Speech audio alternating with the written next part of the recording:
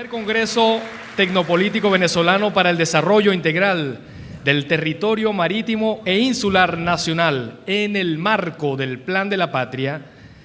Alguien nos visitó desde muy lejos, es muy especial para nosotros. Ella es economista e investigadora, adscrita al Instituto de Investigaciones Económicas de la Universidad Nacional Autónoma de México. Además es doctora en Relaciones Económicas Internacionales de la Universidad París y también directora del Observatorio Latinoamericano de Geopolítica en el Instituto de Investigaciones Económicas de la Universidad Nacional Autónoma de México. Su área de especialización es en los estudios de hegemonía económica mundial. Y me estoy refiriendo a la doctora Ana Esther Ceseña, quien le invito a pasar en este momento adelante porque va a realizar la primera conferencia Geopolítica de los Recursos Estratégicos, Geopolítica e Integración en nuestra América. Bienvenida entre nosotros. Muchas gracias a todos los que han hecho posible esto. Muchas gracias a Venezuela por hacer posible esto en América Latina.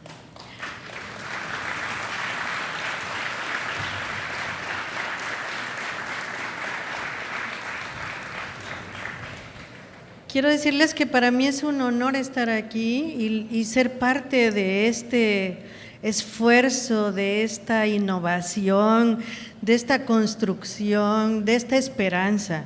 Y agradezco muchísimo a la ministra Yadira por haberme invitado, por haber pensado en mí. Y bueno, estar en Venezuela una vez más y estar en la isla Margarita, que yo no conocía, nos hace pensar que aquí no pasa nada en el mundo. Estar acá en un paraíso como este, pues bueno, a uno se le olvidan las guerras, lo que está pasando en Ucrania, en Crimea y lo que pasa de repente en el Caribe también. Se nos olvida porque esto es vida y estamos aquí disfrutando la vida y no podemos pensar que haya políticas de muerte, no podemos pensar que haya gente que no se piense como nosotros, que tiene que construir para la vida, para ser feliz, ese vivir viviendo del que hablaba el comandante, sino que está pensando en cómo acaparar, cómo expulsar, cómo quedarse con los recursos, cómo crecer en un sentido material, cómo crecer en términos de poder, en vez de buscar formas de convivencia adecuadas, ¿no?, que nos permitan seguir hacia el futuro. Estamos en un momento muy difícil de la historia del mundo, de la historia del capitalismo, porque estamos pasando a una fase muy complicada que podríamos llamar de capitalismo delincuencial, donde ya no hay reglas, donde ya no hay respeto por las propias reglas que el capitalismo puso. Ya no hay modo de respetar la justicia porque quien la viola primero es el propio capitalismo.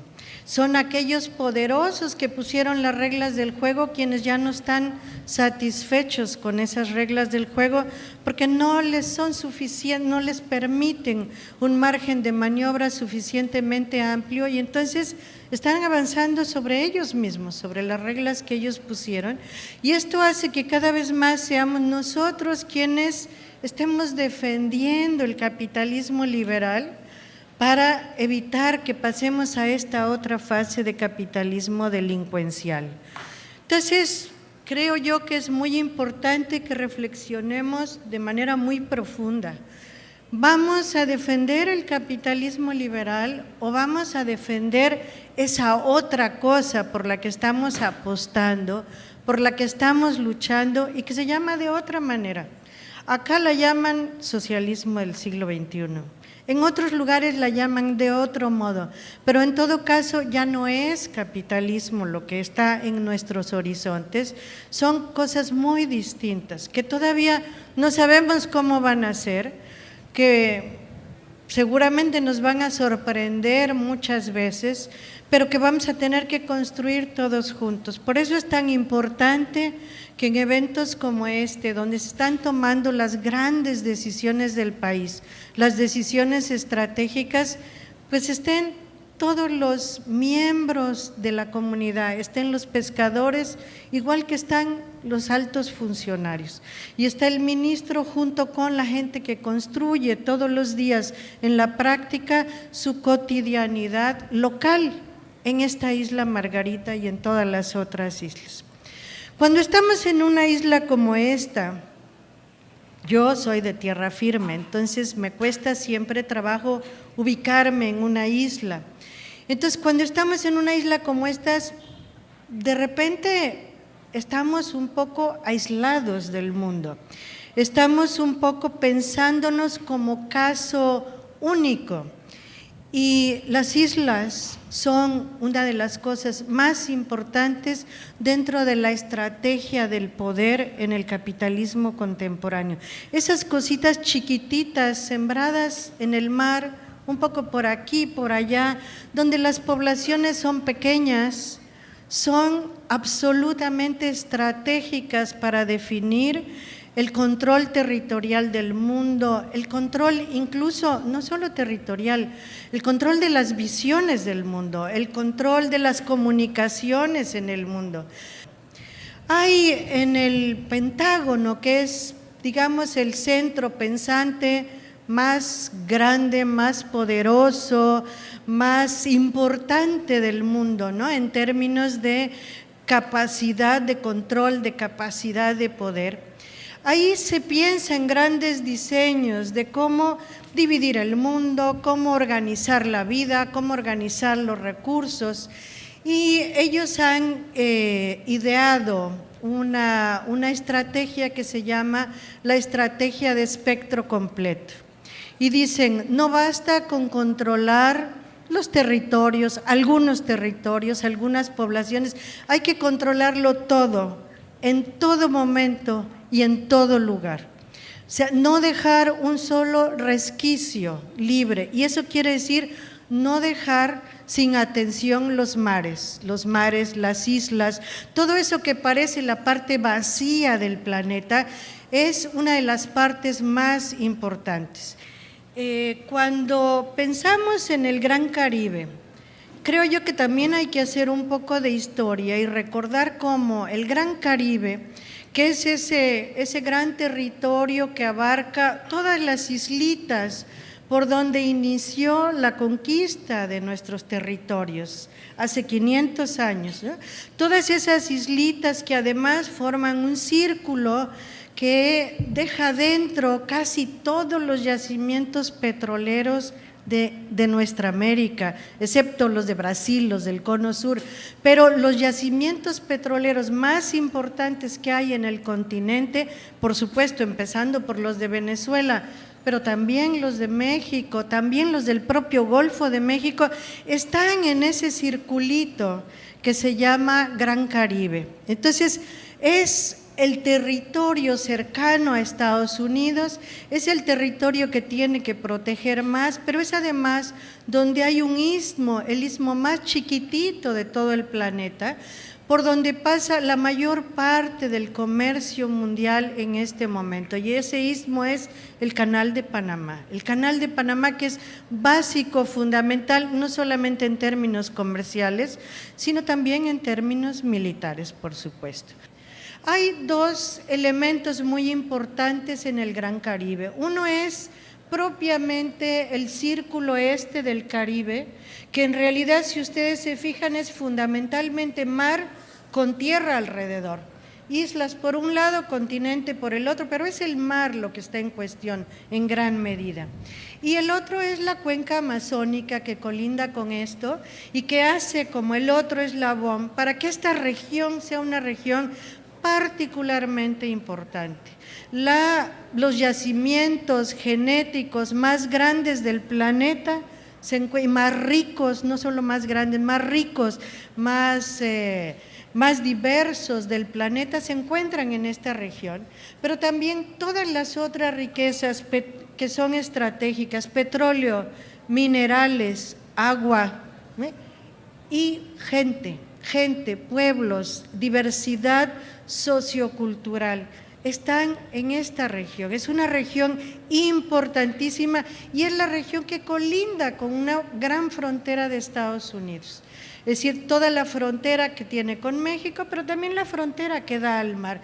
Es como toda su parte del sur que tiene que proteger, porque estratégicamente tiene que cuidarla, pero que además le permite alimentarse de una cantidad de recursos que permiten que, haciendo el cálculo completo, Estados Unidos construya condiciones de invulnerabilidad relativa, disponiendo de nuestro petróleo, de nuestro gas, de nuestros minerales, que entre otras cosas sirven para producir armamento, para producir tecnología de comunicación, para producir todos estos elementos tecnológicos que permiten estar en la punta, en la vanguardia tecnológica de control, de supervisión, de monitoreo del planeta, entendido no solamente como naturaleza, territorio, sino también población. Entonces, es una zona estratégica fundamental. Yo quiero decirles que hay dos elementos por los cuales, bueno, más, pero dos elementos importantes por los cuales las bases militares a veces no se reconocen oficialmente. Uno es que las discusiones de presupuesto en Estados Unidos son muy complicadas y a veces cuesta trabajo justificar poner más posiciones militares porque se piensa que ese presupuesto debe ir a otros lados. Entonces, no se declaran, se hacen y no se declaran, ¿no? También no se declaran porque en los países donde éstas se ponen hay oposición y entonces África hoy tiene muchas bases militares en diferentes lugares, pero son bases que no son reconocidas oficialmente por Estados Unidos. Y entonces, ¿cómo podemos nosotros marcarlas en el mapa? Bueno, investigando, ¿no? Las comunidades locales nos dicen, aquí hay gringos, aquí están poniendo una base, aquí vimos militares, aquí hemos visto cómo llega material bélico, etcétera, ¿no? De gran alcance. Pero estas son las bases que sí están reconocidas y están todas alrededor de Venezuela. Están todas en este gran Caribe. Y las bases militares son solo uno de los mecanismos de militarización del territorio, son una amenaza. Son una amenaza que yo diría tenemos que combatir, pero ¿cómo las vamos a combatir? Yo me acuerdo mucho de ese agosto de 2009, cuando se hace el convenio en Colombia de las nuevas bases, que el presidente Chávez convoca a instalar bases de paz. Entonces dice, no vamos a hacer una carrera armamentista y entonces entrar en esa dinámica que el Pentágono quiere instalar. Vamos a hacer otra cosa, vamos a instalar bases de paz. ¿Qué significan las bases de paz? Significan acciones para desmantelar estas bases que se han ya establecido, significan acciones para impedir que se establezcan las nuevas que se han acordado, pero significa fortalecer los tejidos de paz, las políticas de paz, las comunidades autosuficientes, las comunidades soberanas, la soberanía, pero no la soberanía del Estado, también la soberanía del Estado, la soberanía del pueblo, la soberanía de la comunidad, la soberanía de nosotros, de aquellos que estamos luchando por la vida. Y eso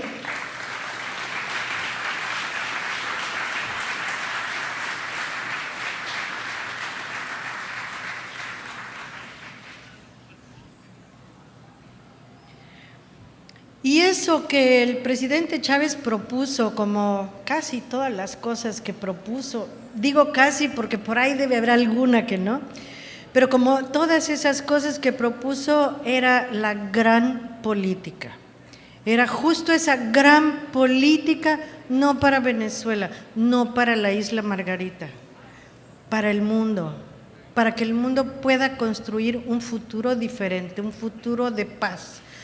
Pero para construir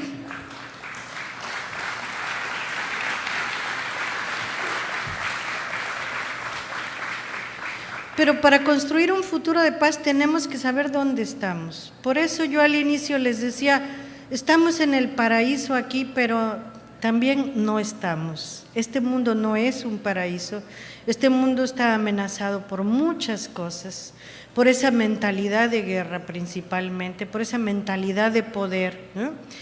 Y tenemos que saber cómo está actuando, dónde está actuando, cuáles son sus mecanismos, cuáles son sus políticas, cómo está pensando estratégicamente, cómo se traduce la dominación de espectro completo en términos territoriales, continentales, ¿no? ¿Por qué Venezuela es tan importante dentro de esa dominación de espectro completo? ¿Por qué no puede controlar América y dejar a Venezuela solita por ahí que haga su vida? ¿No? Imposible. Es necesario tocar Venezuela para poder tocar el continente. Entonces, la defensa de nuestros territorios no es solamente para nosotros. La defensa de nuestros territorios es una defensa para el futuro, que limita las posibilidades de apropiación, además de nuestros patrimonios naturales, ¿no? De esa biodiversidad que hay en la Amazonia. Es vida igual que la nuestra, es vida que tenemos que cuidar, con la que nos relacionamos, que tenemos que encontrar modos distintos de convivir con ella que los que nos ha propuesto el capitalismo hasta ahora. Más allá de repetir las palabras que decía nuestro comandante, bueno, de ustedes, pero nuestro.